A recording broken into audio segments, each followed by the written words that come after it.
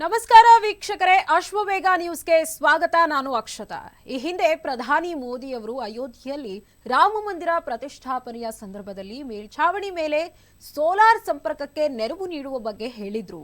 ಇದೀಗ ಅದನ್ನ ಈ ಬಜೆಟ್ನಲ್ಲಿ ಅನುಷ್ಠಾನಗೊಳಿಸುತ್ತಿದ್ದೇವೆ ಅಂತ ಹಣಕಾಸು ಸಚಿವೆ ನಿರ್ಮಲಾ ಸೀತಾರಾಮನ್ ಮಂಡಿಸಿದ್ದಾರೆ. 1 ಕೋಟಿ ಹೊಸ ಮನೆಗಳಲ್ಲಿ ಸೋಲಾರ್ ಸಂಪರ್ಕ ಕಲ್ಪಿಸಲು ನೆರವು ನೀಡುವುದಾಗಿ ತಿಳಿಸಿದ್ದು, ಮುಫ್ತ್ ಬಿಜ್ಲಿ ಯೋಜನೆಯ ಅಡಿಯಲ್ಲಿ ಈ ಯೋಜನೆ ಅನುಷ್ಠಾನಗೊಳಿಸಲಾಗಿದೆ. ಇದರಿಂದ ಕುಟುಂಬಗಳಿಗೆ 300 ಯೂನಿಟ್ ವಿದ್ಯುತ್ ಉಳಿತಾಯವಾಗಲಿದ್ದು, ಇದು ಒಂದು ರೀತಿಯಲ್ಲಿ ಉಚಿತ ವಿದ್ಯುತ್ ನೀಡಿದಂತೆ ಎಂದು ಹೇಳಿದ್ದಾರೆ. ಇನ್ನು ಈ ಯೋಜನೆಯಿಂದ ವಾರ್ಷಿಕವಾಗಿ 15,000ದಿಂದ 18,000 ರೂಪಾಯಿ ಉಳಿತಾಯ ಮಾಡಲು ಕುಟುಂಬಗಳಿಗೆ ನೆರವಾಗಲಿದೆ. ಪ್ರಧಾನಿ ಮೋದಿಯವರ ಮಹತ್ವದ ಯೋಜನೆಗಳಲ್ಲಿ ಇದು ಕೂಡ ಒಂದು ಎಂದು ಹೇಳಿದ್ದಾರೆ. ತಮ್ಮ ಸರ್ಕಾರದ ಅಭಿವೃದ್ಧಿಯ ದೃಷ್ಟಿಕೋನವು ಎಲ್ಲಾ ಜಾತಿಗಳು ಮತ್ತು ಎಲ್ಲಾ ಹಂತಗಳಲ್ಲಿ ಜನರನ್ನ ಒಳಗೊಂಡಿದೆ.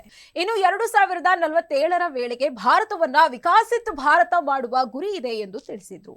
ಈ ಯೋಜನೆ ನಮ್ಮ ಪ್ರಧಾನಮಂತ್ರಿಗಳು ದೃಢವಾದ ನಂಬಿಕೆಯಾಗಿದ್ದು, ಈ ದೃಷ್ಟಿಗೆ ಅನುಗುಣವಾಗಿ ಕೆಲವೊಂದು ಯೋಜನೆಗಳನ್ನ ತರಲಾಗಿದೆ ಅಂತ ಕೂಡ ತಿಳಿಸಿದ್ರು.